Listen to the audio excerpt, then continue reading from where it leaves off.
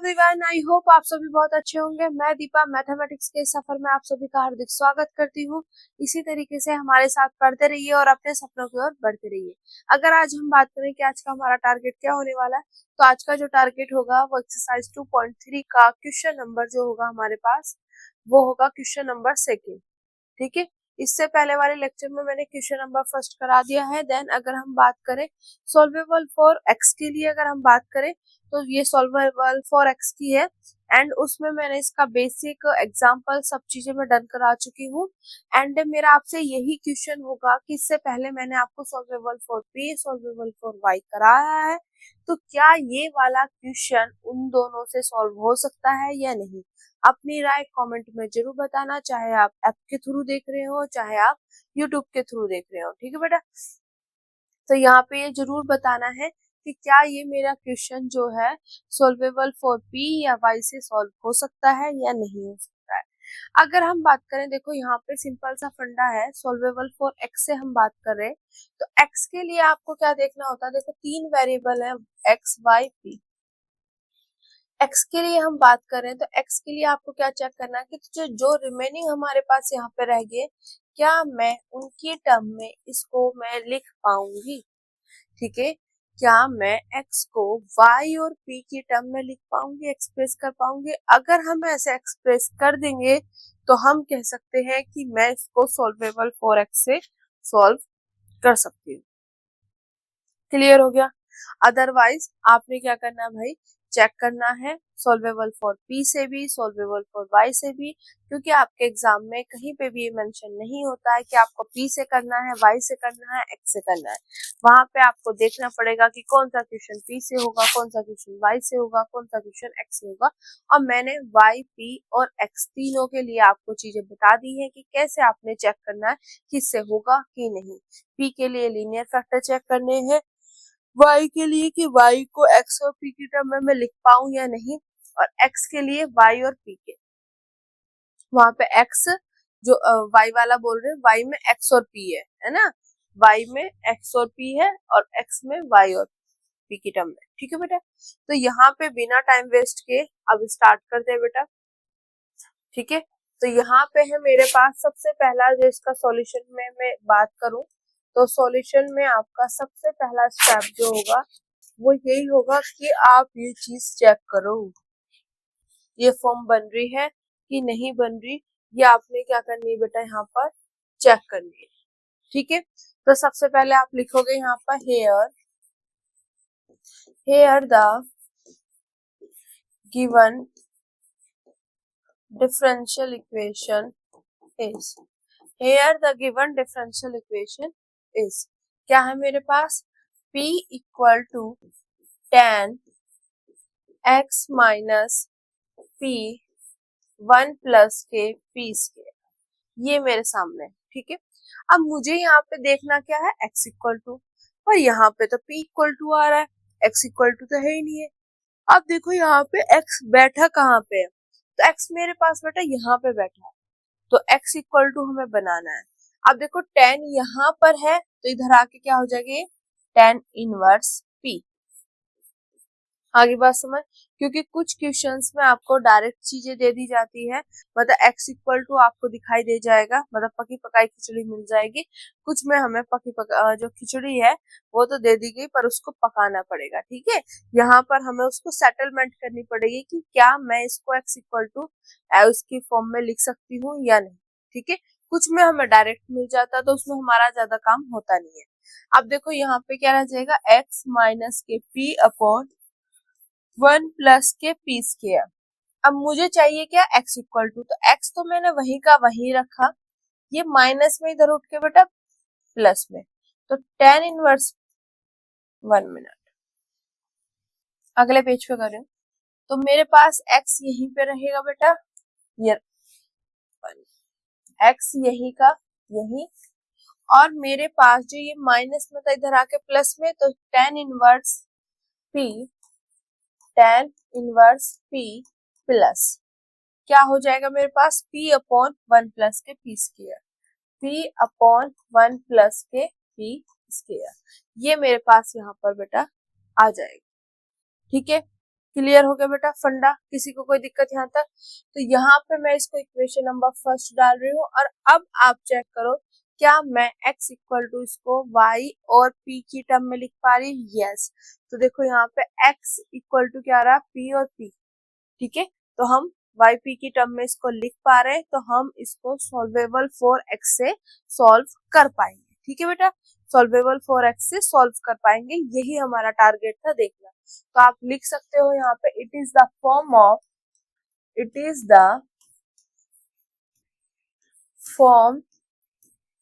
Of x equal to f y और p। x को मैं y और p की टर्म में लिख सकती हूँ, इस फॉर्म में ये है। अब जैसे ही इस फॉर्म में आपको दिखाई दिया तो आप क्या फाइंड आउट करोगे नेक्स्ट स्टेप में? dx upon dp, sorry dx upon dy। तो नेक्स्ट स्टेप आपका क्या होगा? स्टेप नंबर 2, आप यहाँ पे फाइंड करोगे to find dx upon dy, ठीक है। मैंने p बोल दिया था तो वो गलती से वो हो गया, क्योंकि अभी तो आएगा ना, क्योंकि पीछे हमने जो करा है सॉल्वेबल फॉर y के लिए क्या था, वहां पर dy upon dx, dp upon dx, तो ये सब चीजें चलती थी। यहाँ पे हम सॉल्वेबल फॉर x के लिए कर रहे हैं, तो वही चीज। तो यहाँ पे x का y के रेस्पेक्ट में क्या करना है?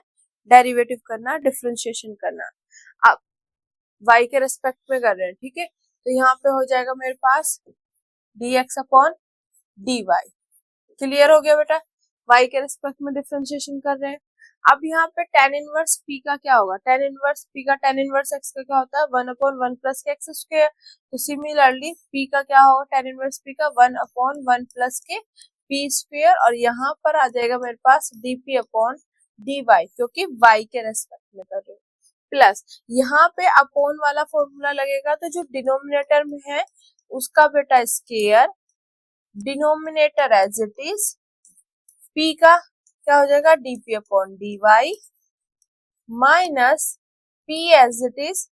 अब इसका करो 1 प्लस के p स्क्वायर, 1 का 0 और p स्क्वायर का क्या हो जाएगा? 2p, और यहाँ पे dp अपॉन dy, ये मैंने यहाँ पर कर दिया, ठीक है। तो यहाँ पर हम इसका क्या है बेटा? डेरिवेटिव कर चुके हैं y के रेस्पेक्ट में। तो यहाँ पे मेरे पास क्या आ जाएगा? dx upon dy equal to 1 upon 1 plus के p स्क्वायर, यहाँ पे dp upon dy as it is, ठीक है। अब देखो इसमें से और इसमें से dp अपॉन dy कॉमन है, तो हम यहाँ पर कॉमन ले लेंगे। तो ये मेरे पास अपॉन वाले का तो स्क्वायर ही रहेगा, यहाँ पे क्या है? 1 प्लस के p स्क्वायर, यहाँ पे बचेगा मेरे पास माइनस के 2p स्क्वायर, और dp अपॉन dy मैंने को ले लिया कॉमन, dp अपॉन dy मैंने ले लिया कॉमन। अब देखो dp अपॉन dy यहाँ भी है, dp अपॉन dy यहाँ भी है, तो मैं पूरे में से क्या ले सकती हूँ? कॉमन ले सकती हूँ। तो यहाँ पे मेरे पास रहेगा dx अपॉन dy। बस वही चीज है कि आपको बस स्टेप्स याद रखने हैं, उसके बाद आपको क्या करना है? उसी हिसाब से सॉल्व करते चले जाना, जैसे स्टेप टू स्टेप आते चले जाए, ठीक है बेटा। तो यहाँ पे मैं पूरे में से क्या कॉमन ले रही हूँ बेटा? dp अपॉन dy मैंने क्या ले लिया बेटा यहाँ पे? कॉमन। तो मेरे पास यहाँ पे क्या है? सबसे पहले 1 अपॉन 1 प्लस के p स्क्वायर, 1 अपॉन 1 प्लस के p स्क्वायर, यहाँ पे क्या है? प्लस, यहाँ पे अपॉन में 1 प्लस p स्क्वायर का होल स्क्वायर, और देखो यहाँ पे देखो सेम सेम है, यहाँ -2 है, यहाँ +1 है, तो माइनस के 1, तो 1 माइनस के p स्क्वायर, 1 माइनस के p स्क्वायर, ये मेरे पास यहाँ पे बेटा आ गया। अब थोड़ा सा सिंप्लीफाई कर लेते हैं, उसके बाद नेक्स्ट स्टेप पे चलेंगे, dx अपॉन dy, ठीक है। अब इन दोनों का अगर मैं एलसीएम लूं तो मेरे पास एलसीएम क्या आएगा? 1 दिस, ये मेरे पास एलसीएम आएगा। तो यहाँ पे देखो एक इसकी पावर 1 है, वहां पे 2 है, तो यहाँ पे क्या बचेगा? 1 पावर आएगा, ठीक है। और यहाँ पे प्लस 1 माइनस के p square as it is, यहाँ पे dp अपॉन dy, इस p से ये p कैंसिल, p स्क्वायर से p स्क्वायर कैंसिल। यहाँ पे हमारे पास आ गया dx upon dy equal to 2 upon 1 plus p square की होल पावर 2 हो जाएगा और dp अपॉन dy। ये यहाँ तक मेरे पास स्टेप नंबर कौन सा है बेटा, स्टेप नंबर 2 आ चुका है। अब हम करेंगे यहाँ पे step number third. Step third में आपने क्या करना है, पुट करना है बेटा dx अपॉन dy की जगह 1 अपॉन p, क्योंकि dy अपॉन dx होता है p, तो ये क्या हो जाएगा 1 अपॉन p। तो यहाँ पे हम इसकी जगह 1 अपॉन p पुट करेंगे तो मेरे पास क्या आएगा 1 अपॉन p इक्वल टू, क्योंकि मैक्सिमम सॉल्व तो हो चुका है, 2 अपॉन 1 प्लस के p square this whole square, ये हो गया, और dp upon dy, dp upon dy। ठीक है, ये हो गया स्टेप नंबर थर्ड। अब मेरे पास आता है स्टेप नंबर 4।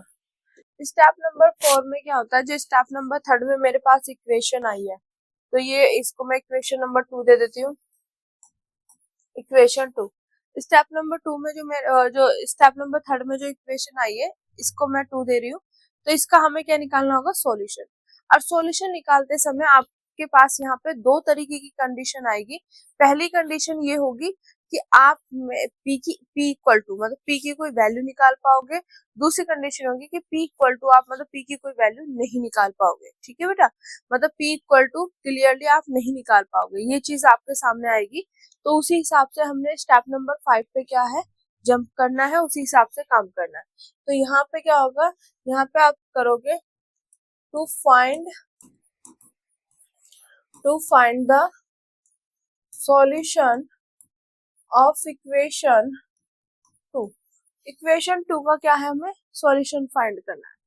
तो यहाँ पे देखो, ये यहाँ पे मैंने एज इट इज रखा है इसको, ये p इधर है तो इधर ले जाओ, तो ये डिवाइड में इधर जाकर मल्टीप्लाई में, तो 2p दिस p स्क्वायर की पावर दिस, ये हो गया। और यहाँ पे dp अपॉन dy। अब देखो ये सारा p है, ये p है, और ये dy, तो dy को dy इधर एक साइड ले जाओ, और ये सब मेरे पास किसमें हो गया, p में। तो यहाँ पे हमने सेपरेशन ऑफ वेरिएबल का यूज कर लिया बेटा, कि p वाले एक साइड, y वाले एक साइड, और हमारा काम हो जाएगा।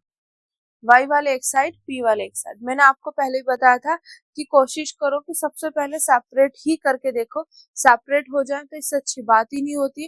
अगर सेपरेट ना हो तो फिर लीनियर वाला, अगर लीनियर की फॉर्म बन रही है तो उस पर चेक करो, लीनियर नहीं बन रही तो फिर होमोजीनियस वाला चेक करो कि क्या होमोजीनियस वाला हो रहा है यहाँ पे या नहीं हो रहा है। इस तरीके से आपने चेक करना है। मैक्सिमम जो आपके बुक में क्वेश्चन है उसमें यही मेथड अप्लाई हो रहे हैं, तो इन्हीं को ज्यादातर ध्यान रखो।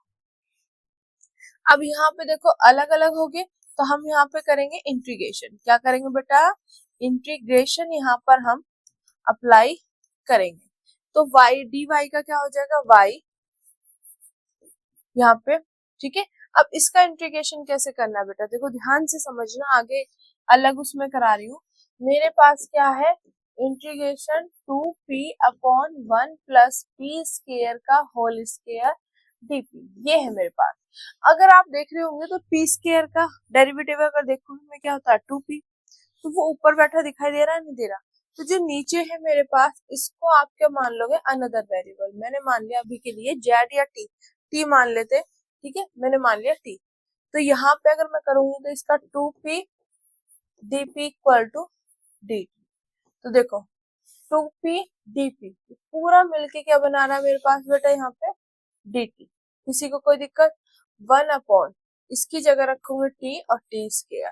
अब मैं इसका इंटीग्रेशन आसानी से कर सकती हूँ, तो ये क्या हो जाएगा -2।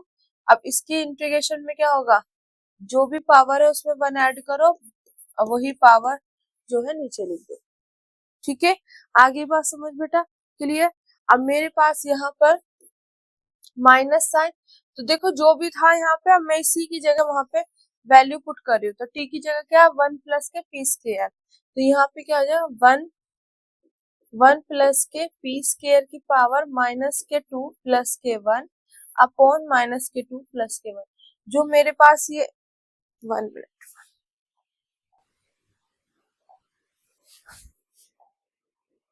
जो मेरे पास ये इंटीग्रेशन होके आया, मैंने यहाँ पर टी की जगह वो रख दिया और ये सेम चीज पीछे लिख दी। ठीक है, मेरे पास क्लियर हो गया बेटा। और यहाँ पे कोई भी आर्बिट्ररी कांस्टेंट सी। मैं इसको अगर आगे सॉल्व करूं तो मेरे पास क्या हो जाएगा, y इक्वल टू, देखो यहाँ पे अगर आप देखोगे तो माइनस बचेंगे, तो माइनस के 1 और यहाँ पे 1 प्लस के पी स्क्वायर, इसकी पावर में माइनस के 1 प्लस के सी। तो मेरे पास ये आ जाएगा यहाँ पे -1 अपॉन, ये माइनस में पावर तो अपॉन में ले जाएंगे, ये मेरे पास यहाँ पे आ गया प्लस के सी। तो यहाँ से मेरे पास क्या p की वैल्यू निकल पाई है? नहीं। डायरेक्टली p इक्वल टू जैसे हमारे पिछले उसमें आता नहीं निकला यहाँ पे। तो इसका मतलब यहाँ पे हम p की वैल्यू नहीं निकाल पा रहे हैं। तो मतलब क्लियरली जो हमें चाहिए ना वो नहीं निकाल पा रहे हैं। जैसे हमारा सोल्व होकर p इक्वल टू आए, ऐसा नहीं आया है। ठीक है, तो जब ऐसा होता है तो हम p को एलिमिनेट नहीं कर सकते। तो स्टेप नंबर जो 5 होगा उसमें आप केस नंबर सेकंड करोगे कि we can not eliminate the value of p। हम p की वैल्यू को एलिमिनेट नहीं कर सकते, तो उस सिचुएशन में हम y को भी p और c के टर्म में लिखेंगे और x को भी p और c के टर्म में हम लिखेंगे। ठीक है, तो यहाँ पे आप लिखोगे we can not eliminate the value of p। हम p की वैल्यू को क्या है, एलिमिनेट नहीं कर सकते। देन तब मेरे पास y को भी क्या लिखना, p और c के टर्म में, तो एज इट इज लिख दो, p और c के टर्म में ही है। ठीक है, ये आ गया आपका। और जो मेरे पास x है, अगर x में y प्रेजेंट है तो y की वैल्यू रख के करोगे, अदरवाइज जैसे है वैसे ही रख देना। तो मेरे पास y क्या है, y 1 मिनट सॉरी, x क्या है, tan इनवर्स